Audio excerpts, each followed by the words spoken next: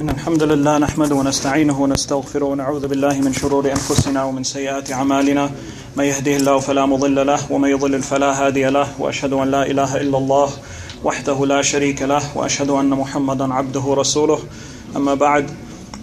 So we'll continue where we left off a few weeks ago. The next part that the author mentions, he says rubbing the limbs with water. So he's talking now about the sunan of wudhû. So the author says, this means to rub the hands over the bodily parts with water. And then he narrates a hadith, or he mentions a hadith from Abdullah ibn Zayd. أن النبي صلى الله عليه وسلم أتي بثلث مد فتوضأ فجعل يدلك ذراعيه. Or that Abdullah ibn Zayd reported that the Messenger of Allah صلى الله عليه وسلم was brought. And if you're following in the book, here it says a pot of water. It should actually say a third of a mud. And that's what it says in this hadith. So a third of a mud, which he used to perform wudhu, and then he rubbed his arms. And he says related by Ibn Khuzaymah. So this is the first thing, is that this part that's mentioned here, it's not exactly as the way it is in the book. It's a specific amount mentioned here. The author just says a pot, but it actually says a third of a mud. So the first thing is, well, what's a mud? A mud is when you take your hands and you cup them together as if you're going to pick up water. So that's considered a mud. It was a specific amount of for measurement. So the Prophet ﷺ was brought an amount that was a third of that, and he performed wudhu with it, according to this hadith. And so the author said it's narrated by Ibn Khuzaymah. So Ibn Khuzaymah narrating something, this is his book as-Sahih, or his collection, which he placed his conditions that he considered it sahih. So this is an authentication by him when he narrates it. It was also narrated by Imam Ibn Hibban, and his book also is considered a sahih, in the sense that he himself placed the condition that they're authentic. So it doesn't mean that everything in it is authentic. It means that this is him authenticating it. So some scholars would have come after and pointed out defects in some or many ahadith that he narrated and considered sahih. But if he narrates it in his book, then it's considered that he authenticated it.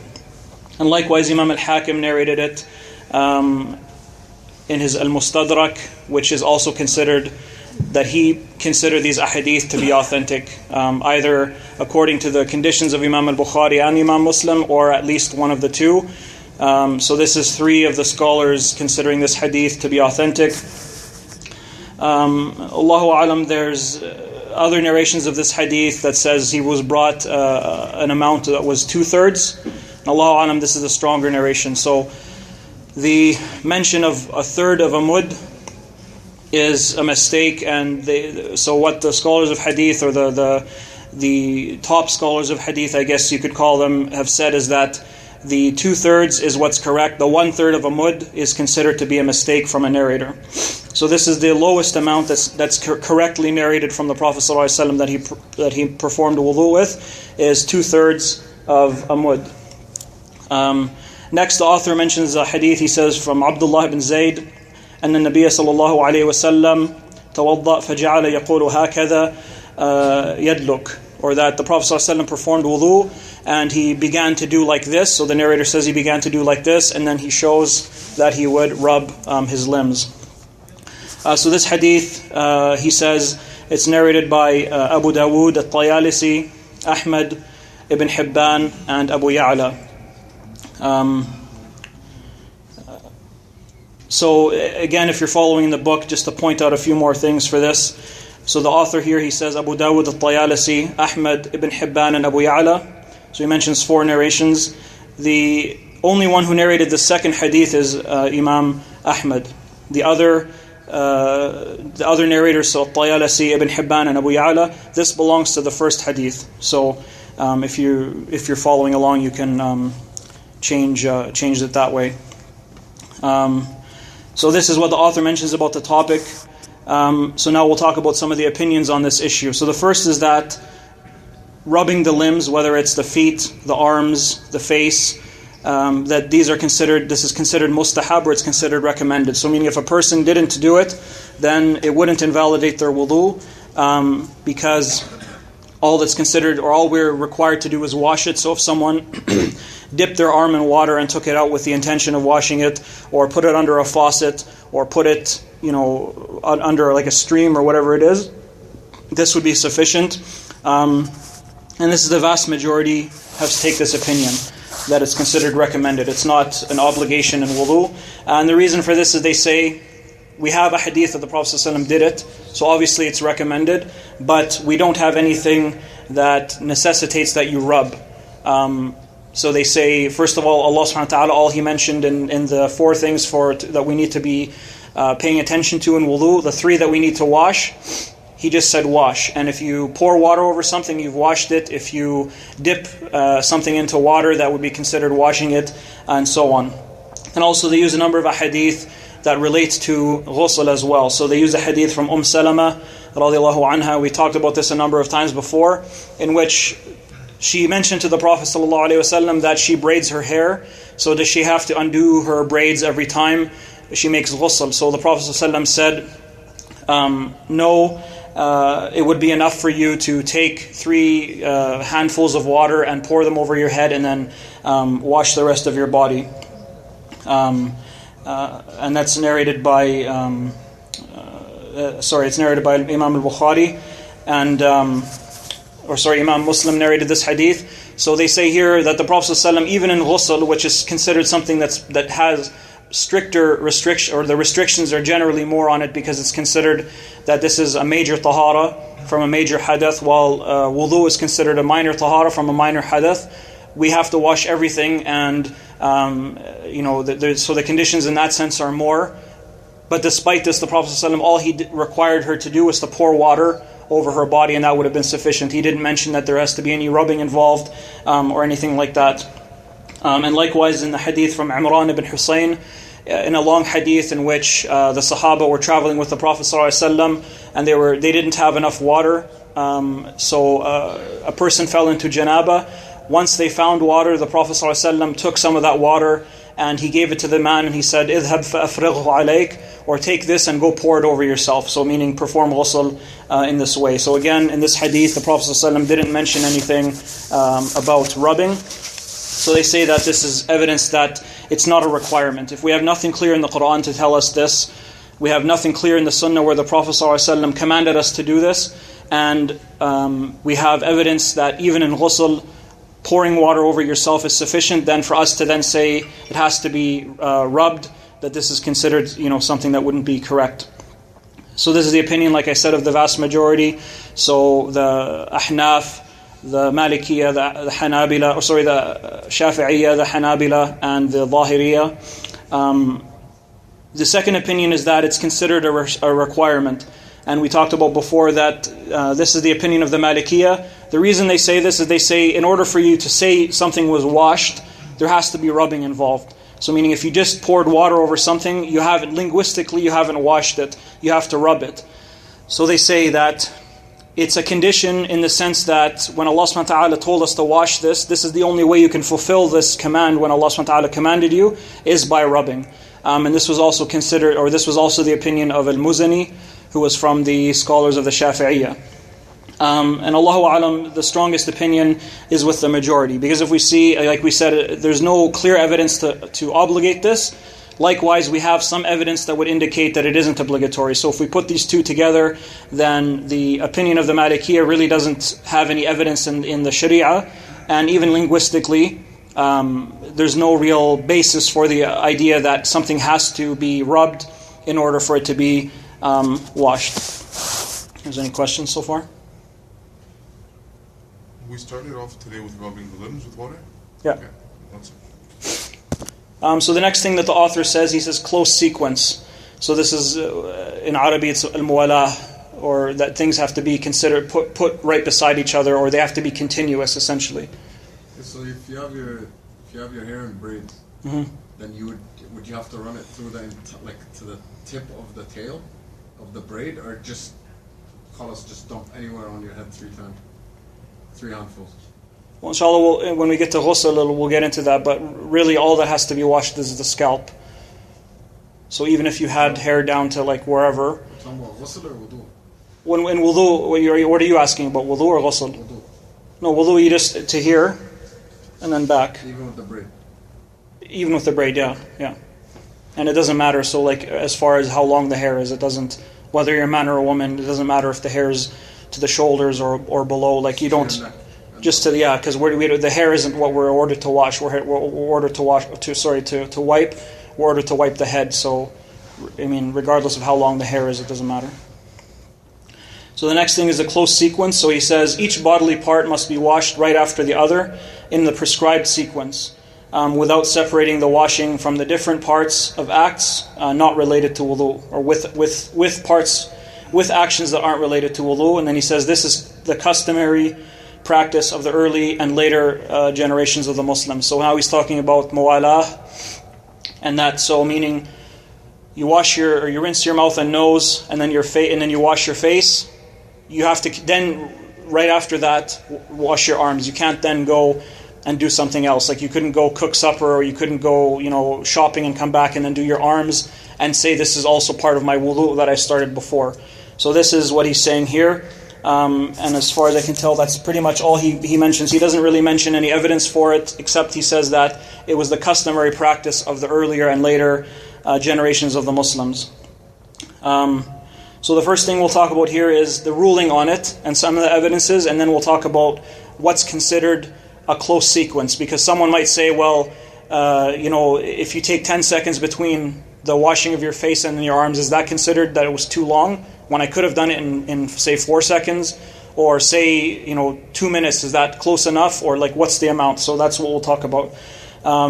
So the first opinion is that it's considered sunnah, or it's mustahab to do them close together. So if someone didn't do them close together, that it wouldn't nullify the wudhu, as long as they didn't do anything in between. So if, say, according to this opinion, if you washed your face, and then, like I said, went and made supper, and then came back, washed your arms, as long as you didn't nullify your wudhu in between, it would still be considered valid, because we'll get into the reasons why. But so this is the first opinion. So they don't say that it has to be right beside each other.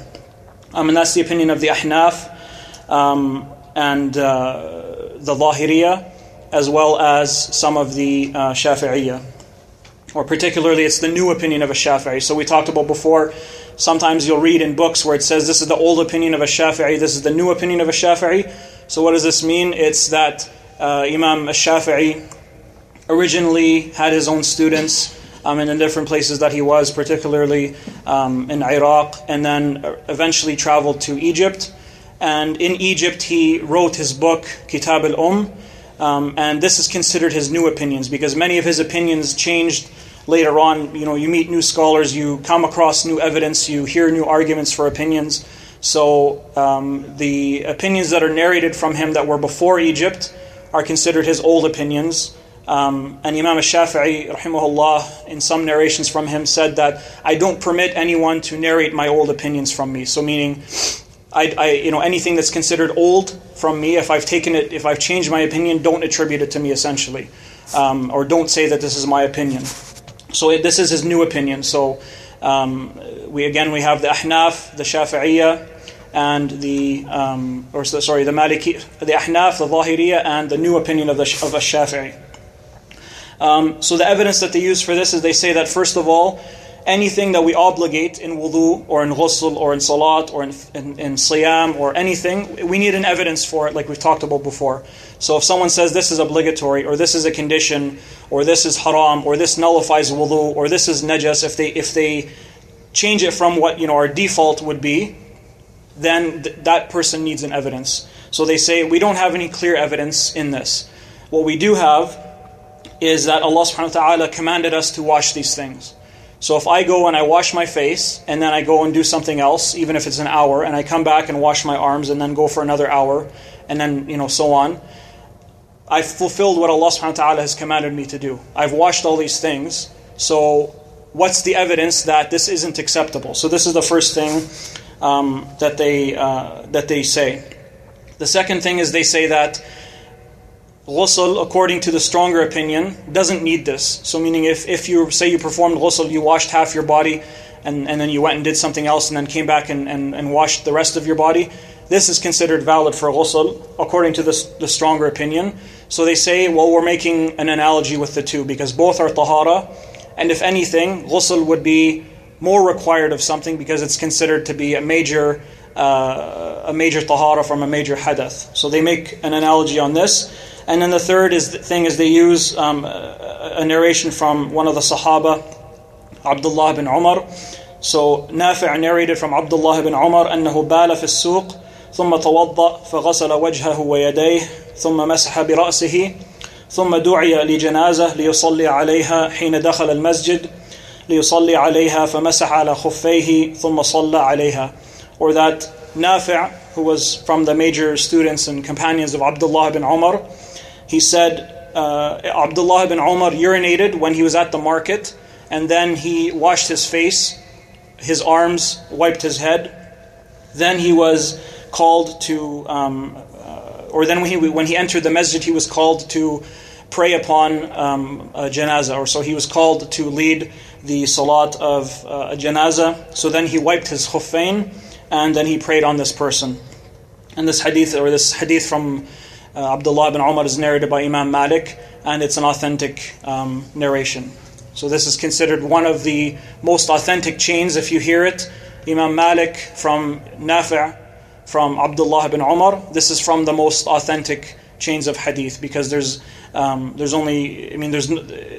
amount of time each person spent with each other was a great amount of time, and these are considered from the Imams of the Sunnah, Nafi' and Imam Malik. And Imam Malik was considered at a very high status when it comes to hadith. So this is an authentic hadith. So this is the evidence that they say Abdullah bin Umar was in the market, performed half of his wudhû, then entered the masjid and was asked to lead the salat on salat al-janazah. So he finished his wudhû and then prayed. So they say, obviously, even if the market was close to the masjid, there's some time in between. The fact that he would have to walk there and then kind of only finished his wudhû when he was called to pray upon this dead person. The second opinion is that it's considered wajib. So if the person intentionally left these things, then it wouldn't be, his wudhu would be invalid. So if a person performed half his wudhu and then did something else and then came back, this wouldn't be valid. He would have to start his wudhu over. And this is the opinion of the Hanâbilah. The evidence that they use is a hadith from Umar ibn Khattab that أن رجلا توضأ فترك موضع ظفر على قدمه فأبصره النبي صلى الله عليه وسلم فقال ارجع فأحسن وضوءك فرجع ثم صلى. Or that Umar ibn Khattab narrated that a man performed wudu and he left a part on his foot that wasn't touched by water, that was the size of his nail, so one of his toenails.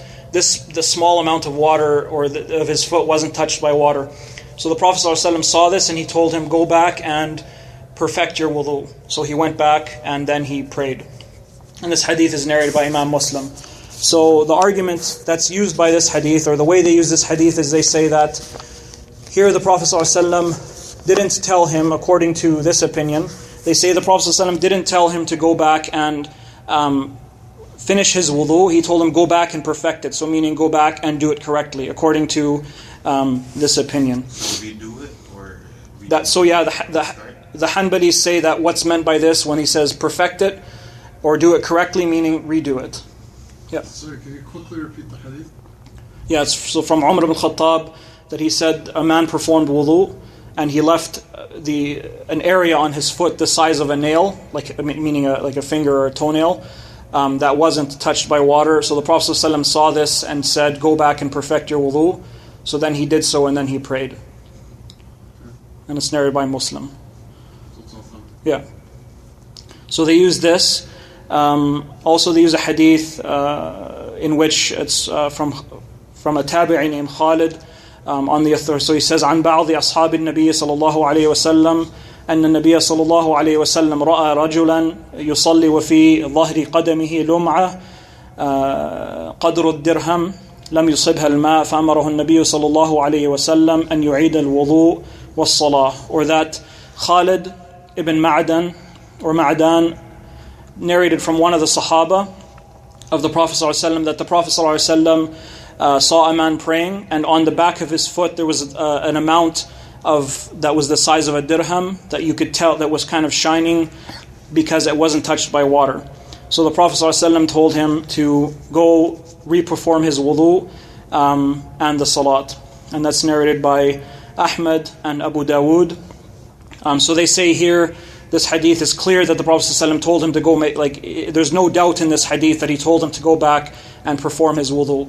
But this hadith, it's a weak hadith. It has a narrator named Baqiyya, who's a weak narrator, so it's an unacceptable hadith. So they use these two ahadith. The first one, obviously, if you look at it, there could be another interpretation. Someone could say, well, when he said go back and perfect it, he was telling him go back and correct your mistake. So meaning, go back and wash the part that wasn't washed. But this one wouldn't be. There's no two ways of interpreting the second hadith, but obviously it's weak, so it's not usable. And then they use a third hadith from Jabir from Umar again. So it's the same hadith as the first one, except it contains an extra phrasing. And it says that the Prophet ﷺ told him to go back and redo his wudhu and then pray. So it's the same original hadith that's in Muslim, but this one, it's narrated by Ibn Majah. But this specific one is considered weak. And the reason for that is for two reasons. First of all, it contains a narrator named Abdullah ibn Lahi'a, who is considered a weak narrator. And the way he narrated it is he said that the Prophet ﷺ told him to redo his wudhu. In the first authentic one, it just says that he told him to go back and perfect his wudhu. So there's obviously a difference between the two in the sense that one can't be interpreted except for one way, that the Prophet ﷺ told him to redo it. The second one is that it says that the Prophet ﷺ told him to perfect it. So it could be interpreted a few ways. They also say that when Allah subhanahu wa ta'ala told us, يَا أَيُّهَا الَّذِينَ آمَنُوا إِذَا قُمْتُمْ إِلَى الصَّلَاةِ فَاغْسِلُوا وُجُوهَكُمْ وَأَيْدِيَكُمْ إِلَى الْمَرَافِقِ, to the end of the ayah, that the Prophet or that Allah subhanahu wa ta'ala is saying, if you do this, then do this. So this is indicating that it should be near to the salat, and that it's based upon the salat. So if you stand up to the salat, then do this. So they say that if that's the case with the salat, when technically you could perform wudhu before the salat by an hour, it doesn't have any effect on it, doesn't wreck it, then how about in the action itself then? So if we have wudhu, so the washing of the face and the arms and the wiping of the head and the washing of the feet, all of these things are considered part of one action, which is the wudhu. So if Allah subhanahu wa ta'ala is telling us to do this close to the salat time, then for all the actions to be beside each other, within the wudhu is even more important. And also they say that, yes, Allah subhanahu wa ta'ala told us only to wash these things, but He grouped them together in that just washing the face isn't anything on its own. Just washing the arms isn't anything on its own. Wiping the head isn't anything on its own. So it's putting all these things together that now this is wudhu. Without doing this isn't wudhu. So it's similar to they perform an analogy with the salat, and they say that just like the actions of the salat have to be grouped together, then the actions of wudhu have to be grouped together as well. And Allahu A'lam, these last two arguments aren't very strong, because just because Allah subhanahu wa ta'ala said that if you stand up to the salat, then wash your face and wash your arm and your arms, we already know that the wudhu can be performed hours before the salat, even though Allah subhanahu wa ta'ala said, if you stand up to the salat, then do this. So if this is the thing that Allah subhanahu wa ta'ala specified, which is, if you do this, then do this, if we know that it doesn't have to be done right beside each other, then for something that is doesn't have this stipulation, that Allah subhanahu wa ta'ala didn't say, if you wash your face, then wash your hands, like He didn't place them together with any sort of linguistic indication, then there's this is even more reason for it not to be obligatory. Is there any call from the ulama, like if let's say you wash you wash right here, and then if it dries, then and you don't continue basically, like you wash up here and then it dries, then you have to redo it again because it's not considered. Yeah, so that's inshallah the next part when we talk about what's, according to the ones who say it has to be close to each other, what's the amount that has to be close? What is it? What's the definition of close? Yeah. This, like the hadith talking about perfecting your wudu, it's not really related to doing it in order, like within a time frame, is it? Because it's just saying perfect it. He's not saying go do it in order. Well, no, close together. So what they say is that I guess I should have explained that better, is if doing it close together wasn't required, then the Prophet ﷺ would have just told him, go back and finish your wudu. You get what I mean? Like, so, okay, I see what you're like, saying. say a person went and made wudu now. Just cover that one little spot instead of. Like, so say you were in the room to make wudu, and like, say for example, like part of your foot didn't get washed, and you went to put your sock on, and you saw that it was still dry, and the water was still running. Even say like, so essentially you're still pretty much in the act of wudu. At that point, all you would do is wash your foot, that area, right? But so and this is when they use this hadith, they say that if it was not a requirement, the Prophet ﷺ would have told him just go wash that part. But the fact that he told him to do it correctly, their interpretation of the hadith is that, meaning go do it again correctly. So if it wasn't a requirement to do them right beside each other, then why would he tell him to go do it all over again? Okay. That's their. And the first hadith, like, it was actually narrated that he did his face, his arms, and his head, and that's it. And then later on, he did his feet. Which one? Which hadith? The one with Abdullah bin Umar, where he was in the market. He washed his face, Yeah, his arms. that one is that he did his face, arms, and his head, and then entered the masjid later on and wiped his feet. Couldn't there be like reasons why he did that? Maybe. And that's he what. ran out of water. I don't know. And that's what we're going to come to the third opinion. They interpret it that way.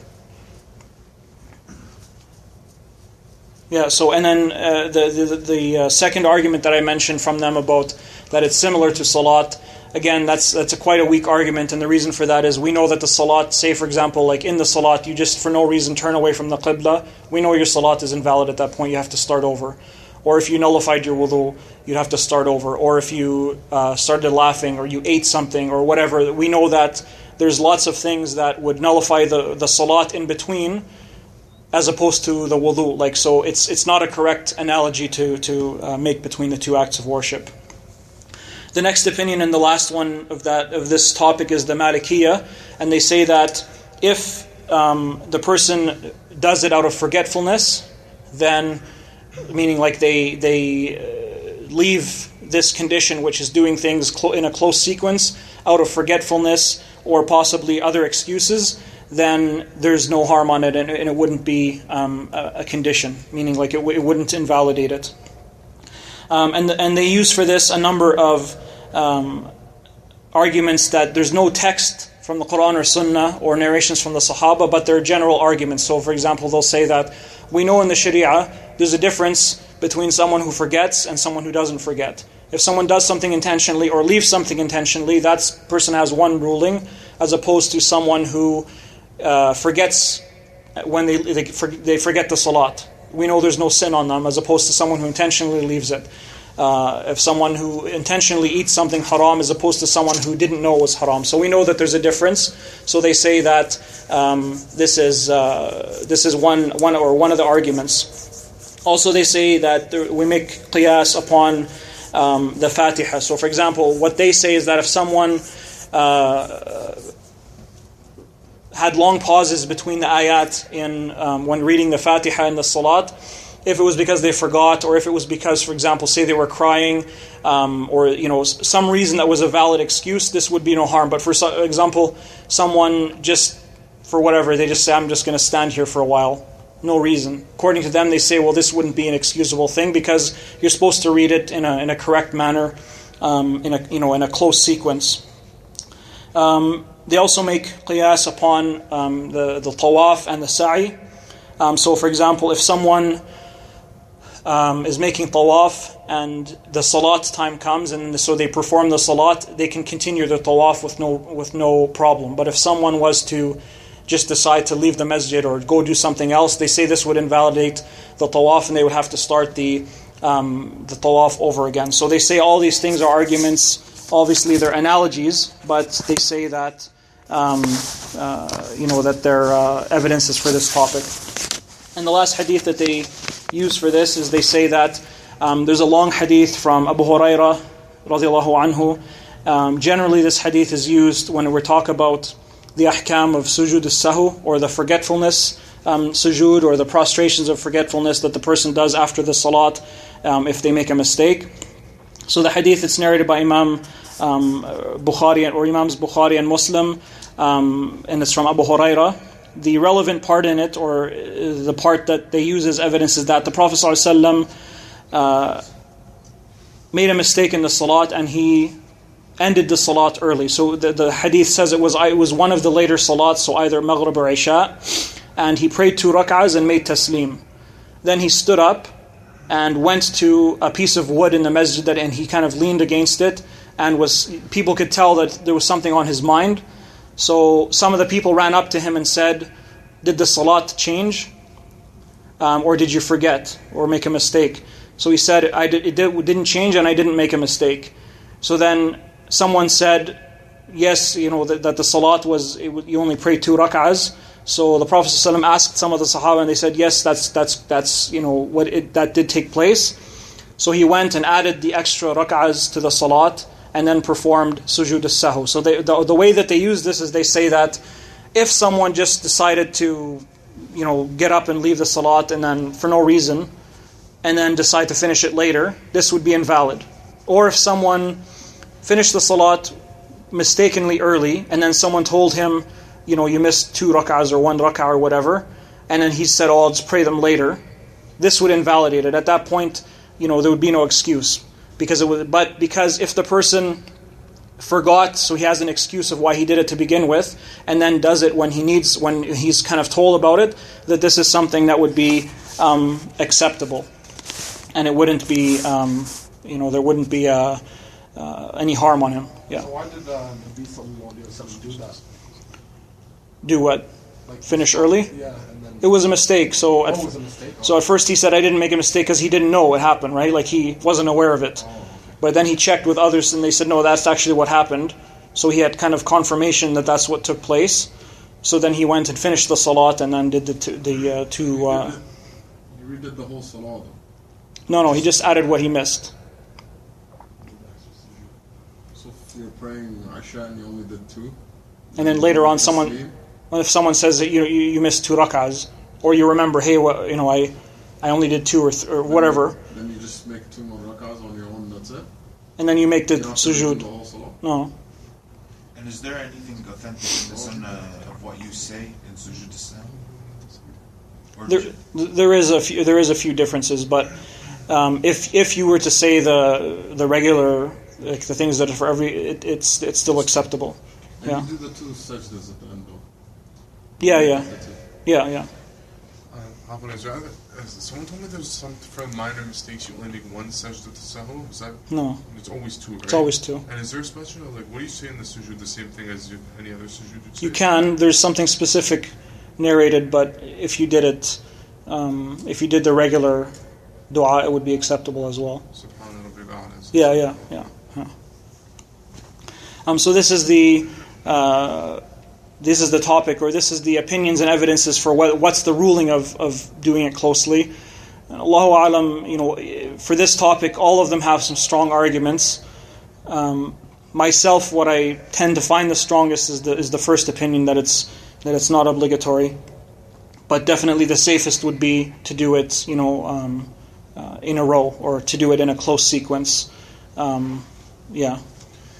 So who took the first opinion, the one that it's recommended, and it's from the Sunnah, but it's not obligatory? So, the Ahnâf and the Thâhiriyyah, and it was the new opinion of Ash-Shâfi'î. Okay, and then for the opinion that it's wajib, who took that one? Hanâbilah. Okay, and then the last one, Mâlikiyyah took it. Yeah. So the next issue is what's considered close. Because if we know that it's obligatory, then we have to do it. If we know that it's mustahab, then we should do it. So we need to know, well, what is the amount, because it would make a big difference. Like if we say it's obligatory, then we need to know what is this amount that we have to stay within in order for our wudhu to be acceptable. So there's no clear evidence for any of them. One opinion is that it's that they don't do anything else in between. So meaning they don't,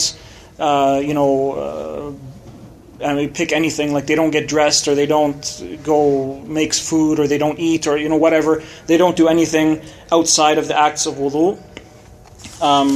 This is one way that they've explained it. Another way is that they say that, like what you mentioned about that it's dry. So if you wash your face, that the condition would be that you finish washing your first arm, before your face dried.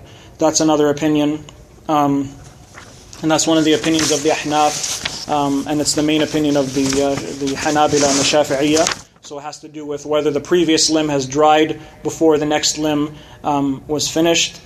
Another opinion that Imam an-Nawawi mentioned is that it's an amount that someone could have performed wudhu in. So for example, like say it takes, 40 seconds for someone to perform wudhu, that if you left that amount of time in between washing them, then this would be considered, it would invalidate it. And the reason for that is because you left an amount between part of your wudhu that someone could have done the whole thing in. So obviously, you've kind of been neglectful in the amount of time that you've left. And then some others from the Shâfi'î and the Hanâbilah and the Mâlikiyyah say that they don't give a specific thing, but they say that it's considered an obscene amount of time. So meaning if you ask someone, if you performed wudhu and you left a certain amount of time, someone would say to you, that's unacceptable what you just did. So really they don't give an amount of time.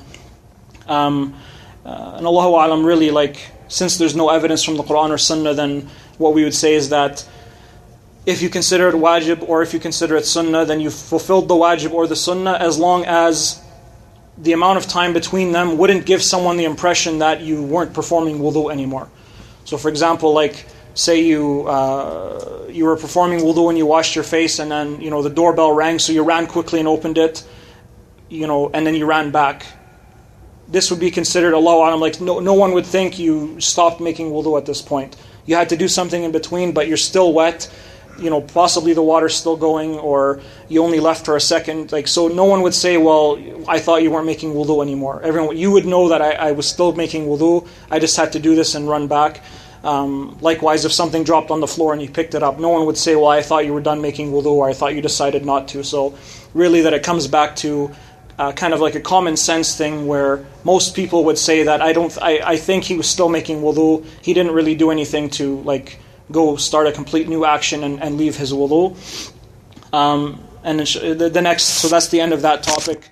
The next thing that the author talks about is wiping the ears. But inshallah we'll leave that till next time. Wallahu a'lam.